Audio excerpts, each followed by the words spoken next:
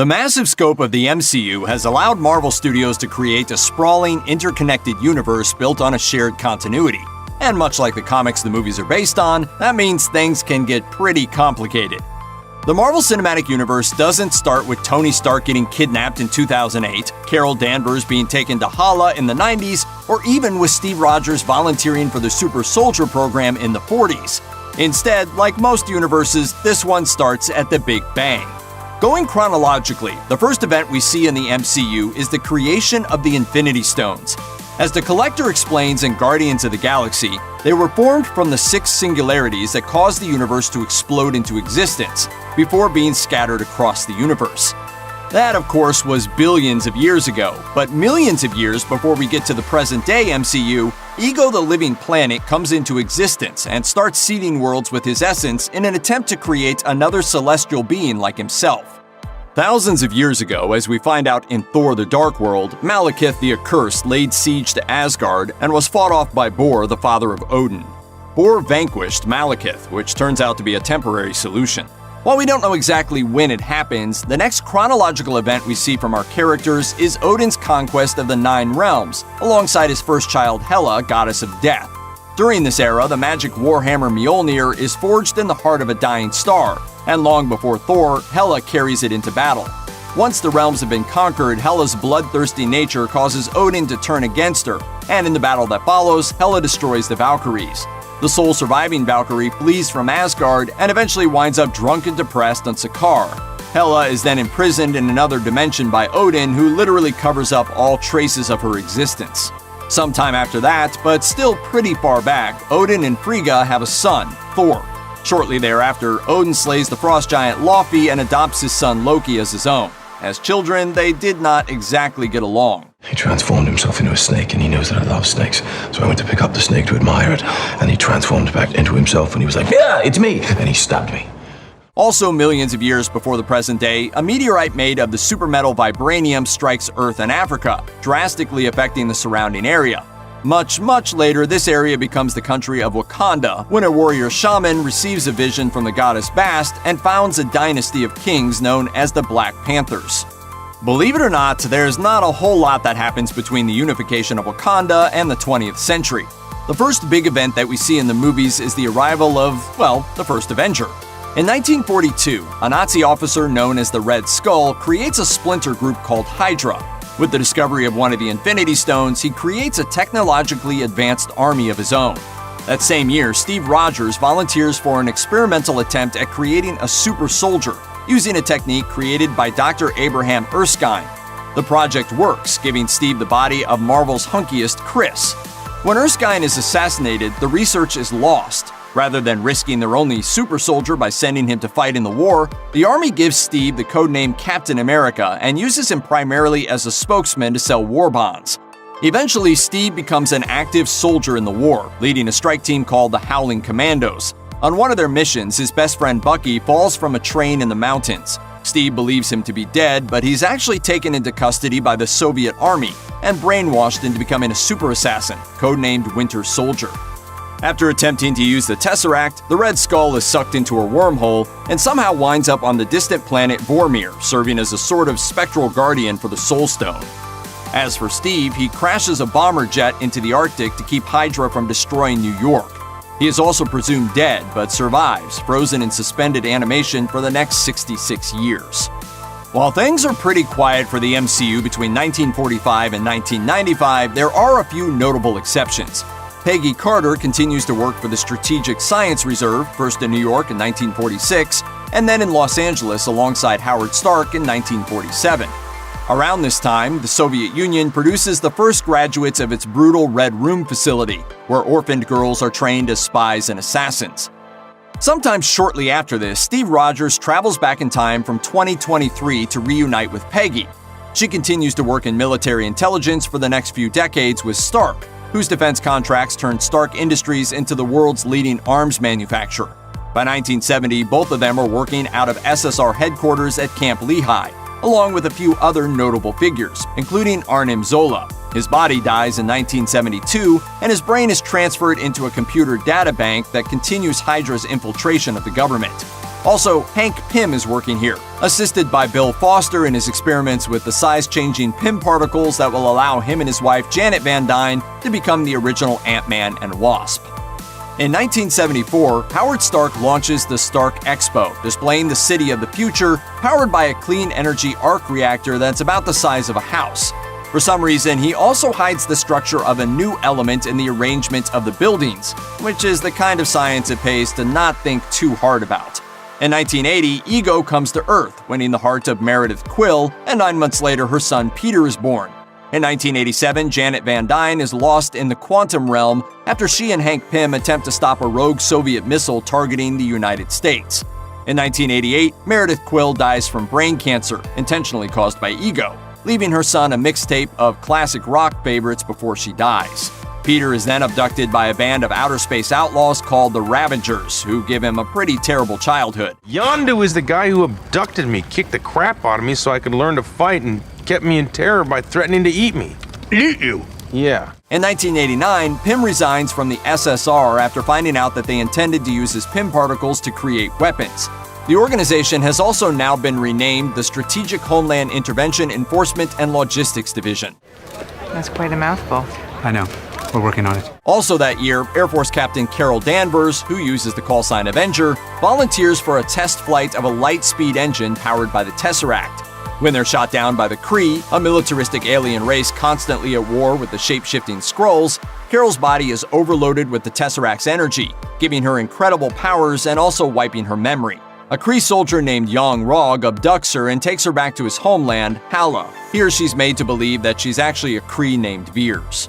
Meanwhile, while all of this is happening on Earth, things continue to develop in space. Thanos, an incredibly powerful alien from the planet Titan who's obsessed with balance, begins to seek out the Infinity Stones, laying waste to half of the population of entire planets. He also occasionally abducts young survivors, training them as soldiers. Assuming that most of the more humanoid characters are around the same age as the people portraying them, then his two most notable adoptions happen in the late 80s or early 90s, Gamora and Nebula. Every time the two sisters spar, Gamora wins, and Thanos systematically replaces pieces of Nebula's body with cybernetic parts. In 1991, the Soviet government sends the Winter Soldier to assassinate Howard and Maria Stark, making it look like a car accident. Their brilliant slacker son Tony is left in charge of Stark Industries, along with Obadiah Stane as CEO. Unbeknownst to Tony, Stane makes a tidy profit from secret arms deals with terrorist groups. In 1992, King T'Chaka of Wakanda goes to Oakland, California to investigate arms deals involving stolen vibranium. The culprit is his brother Njobu, who is killed in the altercation. Njobu's son Eric is a witness to the whole thing and grows up craving revenge.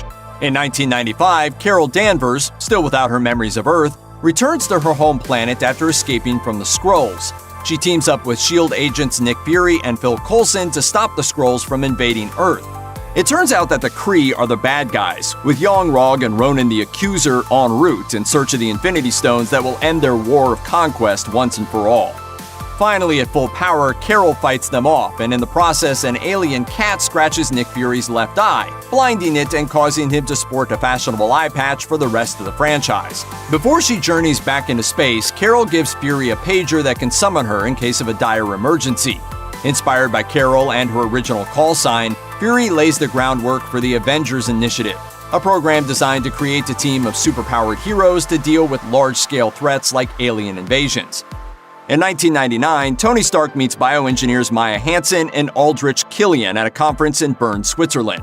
He's very rude to Aldrich, who remembers that as a sore point for about 14 years. Throughout all of this, Hydra continues its secret infiltration of S.H.I.E.L.D. and all levels of the United States government.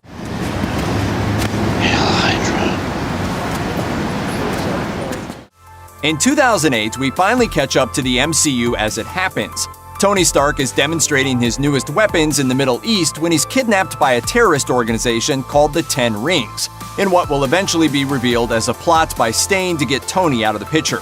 While he's imprisoned, the terrorists force him and another captive, Dr. Ho Yinsen, who was also at that fateful 1999 convention in Bern, to make weapons for them. Instead, Tony is able to recreate a miniaturized arc reactor, using it to stabilize a piece of shrapnel that's lodged near his heart. It's impossible. Tony Stark was able to build this in a cave! with a box of scraps! The reactor also powers the Iron Man, a suit of weaponized armor built from scrap, which allows Tony to escape after Jensen's death. He returns to America, eats a cheeseburger, refines his design, and wipes out the 10 rings in a brutally effective display of the Iron Man's weapons. He also defeats Stain, who attempts to kill Tony and creates his own massive suit of powered armor. Tony then publicly reveals his identity. I am Iron Man. Which causes Nick Fury to approach him about the Avengers Initiative. Around the same time as Tony's capture, Dr. Bruce Banner is working on recreating the Super Soldier program. Instead of Erskine's Vita rays, he uses gamma radiation, testing it on himself and turning himself into a rampaging green monstrous Hulk whenever he gets angry, which is always. After the Hulk inadvertently injures Banner's girlfriend Betty Ross, he attempts to go underground but returns to America in search of a cure for his condition. He winds up dealing with a scientist named Samuel Stearns, whose attempt to recreate the Hulk turned Special Forces soldier Emil Blonsky into the monstrous abomination.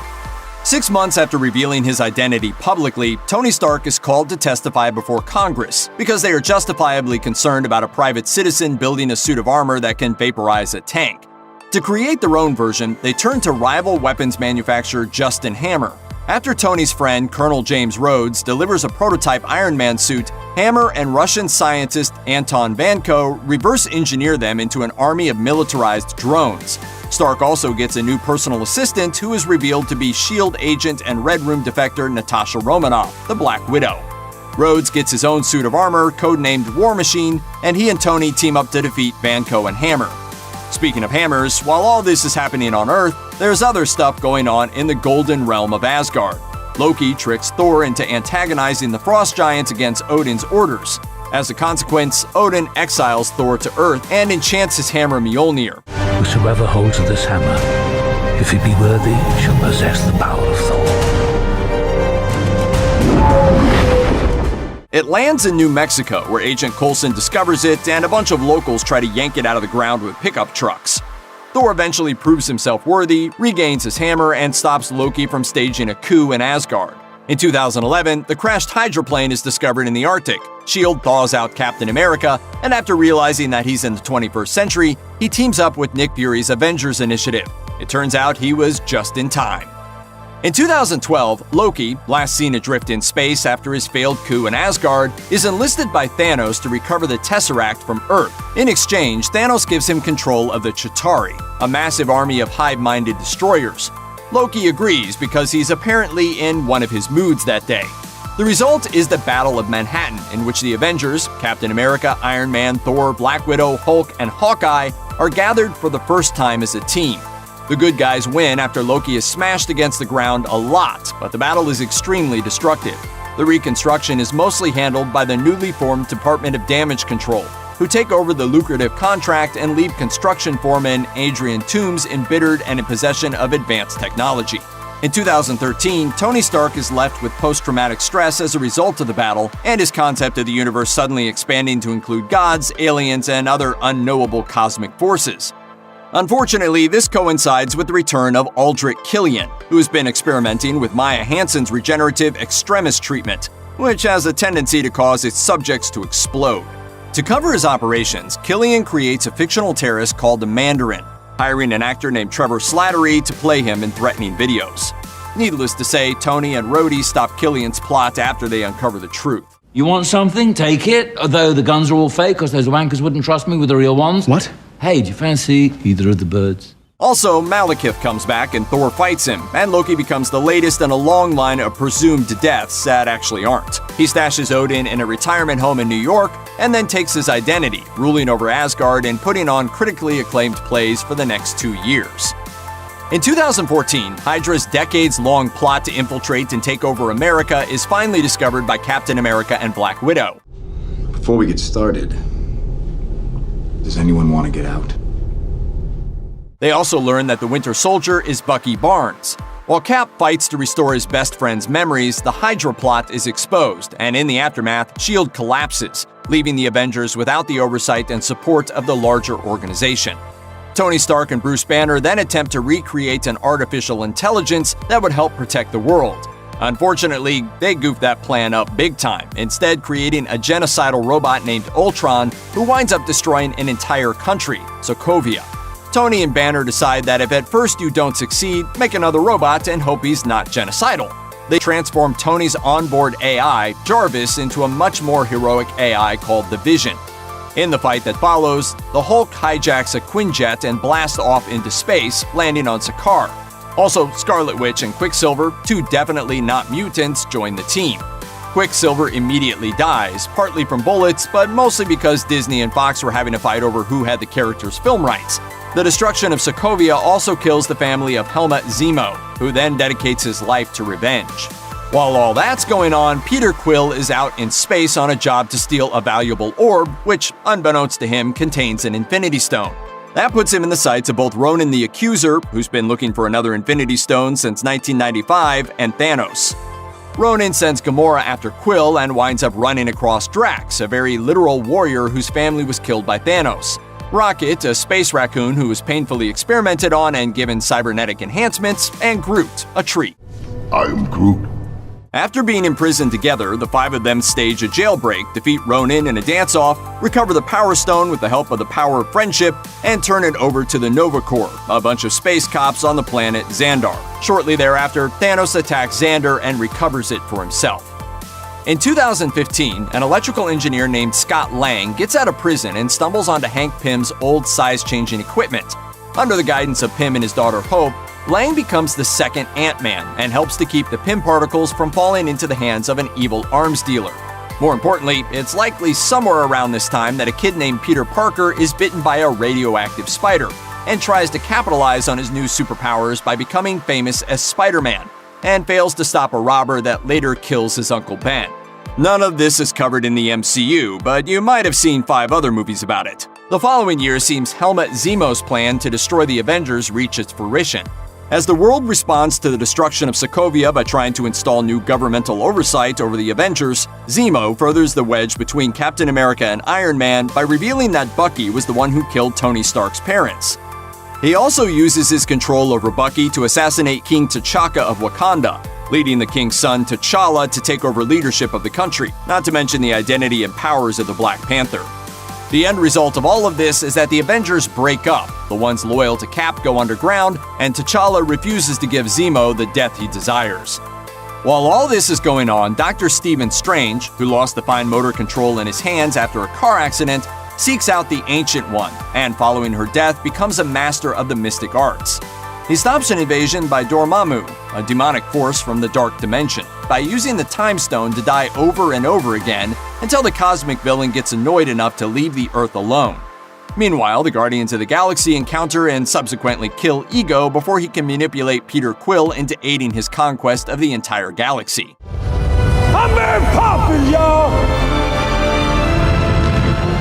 In the absence of the Avengers, Tony Stark begins to mentor Peter Parker. As Spider-Man, Peter tries to deal with the, wait for it, evil arms dealer known as the Vulture, who turns out to be none other than Adrian Toomes, his homecoming date's dad. The Vulture is defeated, arrested, and sent to prison, but not before he and several of Peter's classmates figure out Spider-Man's real identity. Also, Tony Stark finally proposes to Pepper Potts. In Asgard, Thor returns from 2 years of looking for Infinity Stones in various realms to discover Loki's deception. When they find the real Odin, he's at the end of his life, and his death allows Hala to escape her millennia of imprisonment. She destroys Mjolnir, blasts the two brothers into space, and takes over Asgard.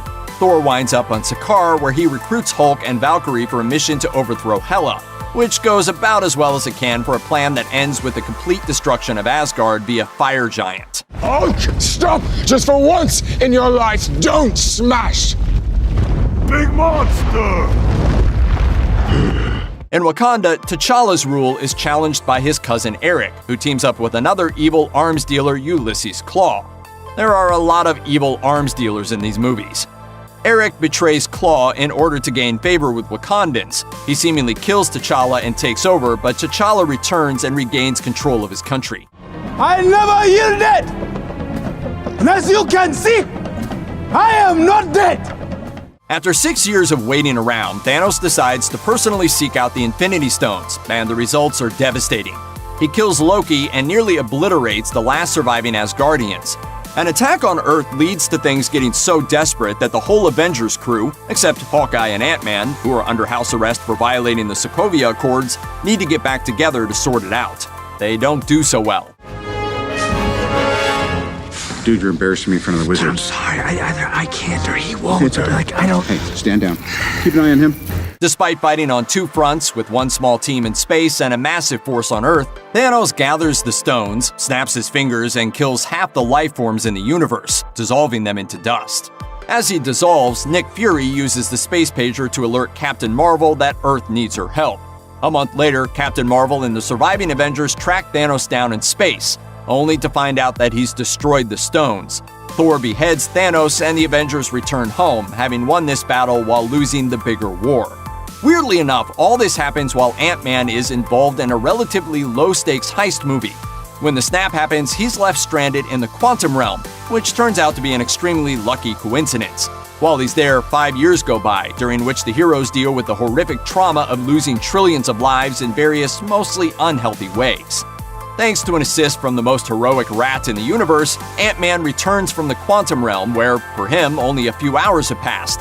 When he reunites with the Avengers, the heroes realize that the solution to their problem is Time travel! With the help of Iron Man and the now smart Hulk, the heroes travel back to various key points in the timeline to gather up the Infinity Stones of those eras, along with Mjolnir, circa 2013.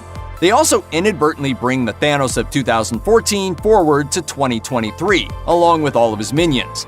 Right before he starts attacking, the Hulk uses a rebuilt Infinity Gauntlet to wish everyone back to life, and virtually every hero in the entire MCU takes Thanos on at once.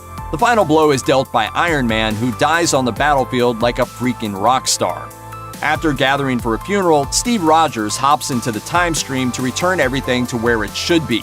After living a full life with Peggy Carter in an alternate past, he returns to this world one more time as an old man to bequeath his shield to Sam Wilson the Falcon, naming him the new Captain America.